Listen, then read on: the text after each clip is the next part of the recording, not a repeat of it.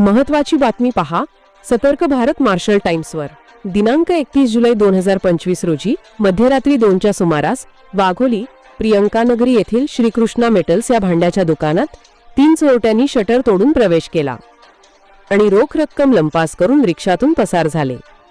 या घटनेची माहिती मिळताच फिर्यादी सुनील रामपाल माळी यांच्या तक्रारीवरून वाघोली पोलीस स्टेशनमध्ये तात्काळ गुन्हा दाखल करण्यात आला। तपासाची धुरा महिला पोलीस उपनिरीक्षक सुवर्णा इंगळे, पोलीस शिपाई समीर भोरडे व प्रवीण केदार यांनी आपल्या खबऱ्यांमार्फत अत्यंत गतीने उचलली।